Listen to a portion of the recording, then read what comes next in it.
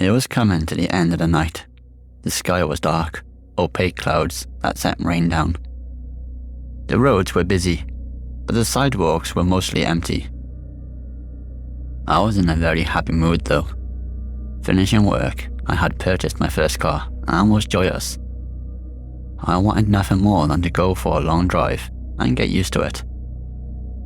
Normally, I would go home, cook myself some food, and then watch some rubbish on the TV before heading off to bed. But hey, I was excited, so I headed off to a local fast food joint that was still open. I had never been there before, as I'm not one for fast food, but like I said, I wanted to stay out. So I swung the car into the drive-thru and ordered what I thought I would enjoy. The person on the speaker seemed lovely.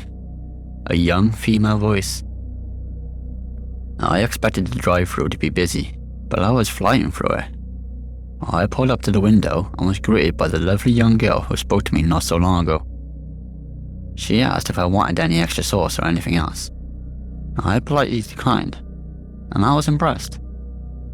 Then I pulled down next to the window where I was greeted by a much older gentleman. He looked rough, rugged, and certainly tired. As I got the car to a safe stop, I watched as I could see him through the glass staring at me. I just smiled and then turned away, acting like I was tidying up my car.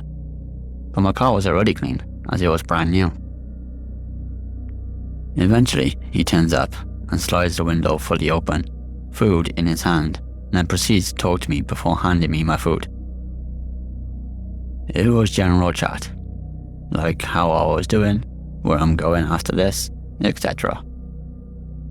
I thought it was a little strange, but gave very simple answers, wanting to be nothing more than just polite. I am a young girl myself, so I was always raised to be as polite as possible. After this conversation though, he just stared with a creepy smile before handing over my food slowly. I thought it was odd, but I thanked him, pulled up my window, and then drove away, not thinking much more about it. Around an hour or two later, I found myself parked by the beach, pulling my chair back a little to get myself comfier. It was my happy place. A few minutes later, another car pulls up beside me and reverse parks next to me, just like I had done, so they too can look out to the sea. Obviously, it's a natural thing to do. But when I looked out of curiosity, I noticed it was the same man I had seen a few hours before in the fast food joint. I could not believe it. I had no idea if he knew I was parked right beside him, so I laid my head back down and acted as if I had not seen him at all. A few minutes later, and my phone buzzed, so I was forced to sit back up to grab it and have a look who it was that was messaging me. That's when I couldn't help but look back towards this man, and found him staring back at me. But his face was almost pressed up against the glass. I jumped a little. I was shocked and certainly frightened. With his intense stare, he also thought it would be nice to wave too. But I took the opportunity to drive away and go somewhere else. How the hell did he find me? When we spoke earlier, we hadn't talked about where I like to relax to. Maybe it was just coincidence, but it seemed awfully too strange for my liking. I drove around for a bit before heading back home. I was tired, freaked out, and only wanted the day to come to an end. I hadn't lived alone. My mum was already in bed sleeping, so I remained silent when getting myself ready for bed and locking up the house. The rain continued pouring down, and it was nice to fall asleep to. Then I heard something banging outside. It was like something metal had been banged on. At first, I thought it was thunder, but when it sounded again, I knew it was the garden shed in the backyard. I got up out of bed and headed on over to the window, trying my best to see what was going on. Then I saw the garden shed door slightly open and a light on inside. I wanted to go and ask my mum if she had left the garden shed light on, but she was sleeping and it was late, So I sat and watched, waiting to see if someone else had crept into the shed, and that was what was banging was. A few minutes had passed and nothing changed. Then just as I was about to get up and head back to bed, as my eyes were literally dropping, I spotted someone pushing the door open. I became fully alert as I huddled down and tried making myself unseeable. I could not believe it. It was the fast food man. What? I was frightened now, terrified even. This is the second time he has found me, but this time it was at my house. What I noticed next shook me to my core. This man was holding a hammer in his hand as he stood in the rain and was looking around the house. I was panicking. I ran for my mum's immediately, waking her up and telling her what was going on. At first, she wasn't believing me, and she was obviously tired working 2 jobs. But I was truly petrified. I grabbed hold of the phone and called for the police. My mum was trying to get me to stop until she heard glass break downstairs. I quickly handed the phone over to her, where she talked to the police and got them to come around extremely quickly whilst asking me what was going on. I explained as quickly as I could, being thankful that my dad was in the police force, so it really didn't take him too long to be turning up. While we waited though, we could hear him rummaging around, circling the ground floor, back into rooms he had already been in. And then my dad turned up. I looked out the window and waved to him, pointing to the ground floor. But he just rushed on inside. The next thing I hear is my dad shouting and yelling for the man to come back down the stairs and get on the floor. Thankfully, the man obliged, even if he just stood for a while looking up the stairs, knowing I was up there. My dad quickly arrested him, and we walked down the stairs to also be thankful. I told both my parents where I knew him from, and how he somehow followed me all night from the fast food joint. I have no idea to this day how he done it, and he ended up getting sent to jail. But that night petrified me. It really does seem that you never know what may happen at any time.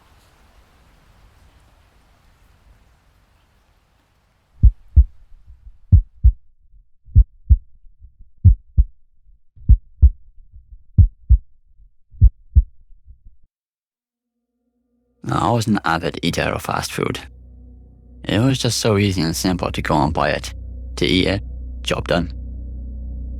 So I found myself heading to a McDonald's just outside of my local town, as I had been just to a festival and really wanted some fast food to keep my energy up. My friends thought it would be a good idea for them to go straight home and have something proper to eat. So here I was, sitting alone in a McDonald's eating my food. It was a little quiet, and I had a table in the corner to myself when a guy came over to my table and handed me over a note. He said it was from a customer, and he had left it for me. But they had left now. So I grabbed hold of the note, and it read, "You are beautiful. I would love to take you out sometime." Weird, as whoever wrote this was obviously gone now, so it was a wasted note. But the guy who wrote the McDonald's just seemed to wait around, like he was expecting a reply. I just looked at him before I said it read that he wanted to take me on a date. He just smiled and said that would be lovely, before swinging himself around. And I kid you not, he swung himself around and headed off back behind the counter to sit more people. For the remainder of my time there, I could see him in the corner of my eye, constantly looking over to me.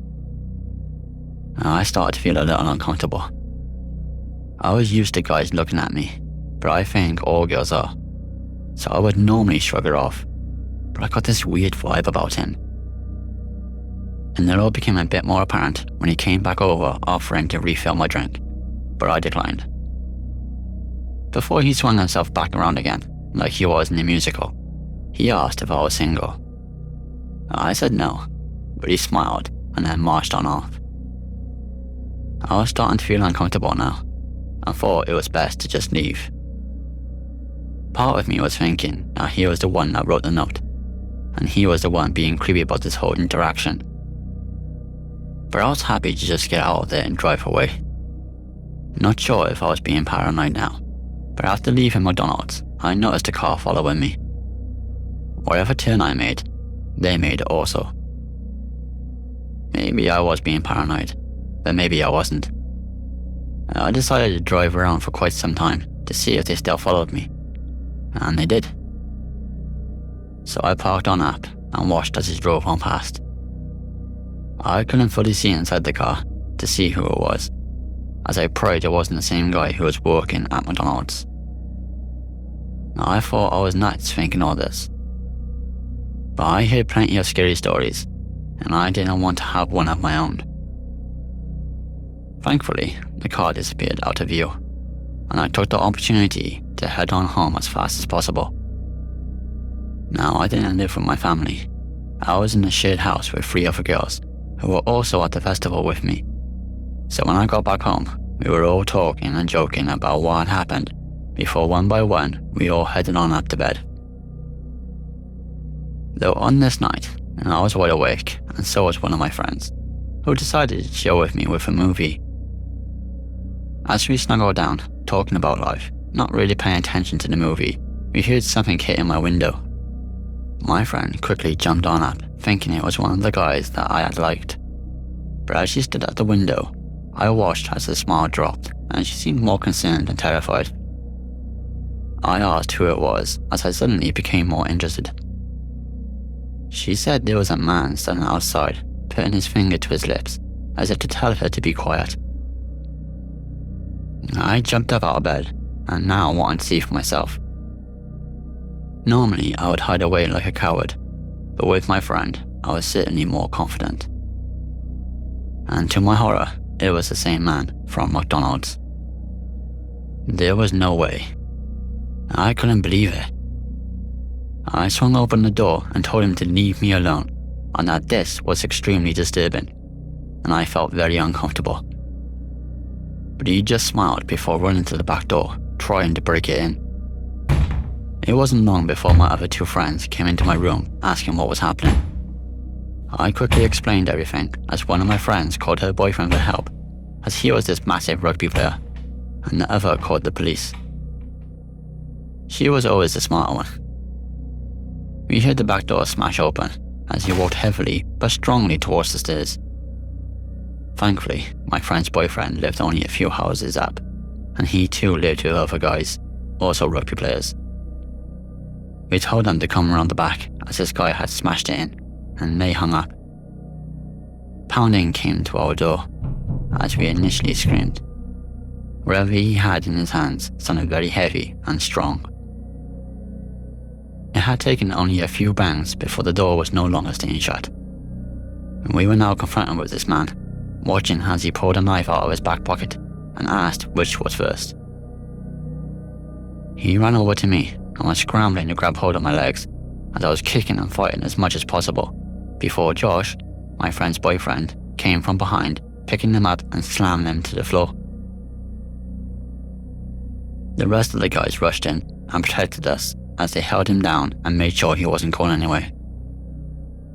Half an hour later, the police turned up and took him away. Honestly, I hate to imagine what would have happened if my friend wasn't with Josh. We thanked them all, and we took them for a nice meal to say thank you. We knew them all, but it was only Josh that was in a relationship with any of them. It brought us all together, and we became stronger friends. But that day still haunts me. How quickly it all escalated, and how slow the police took to arrive. Stay safe, and keep your wits about you. There are some truly disturbing people out there.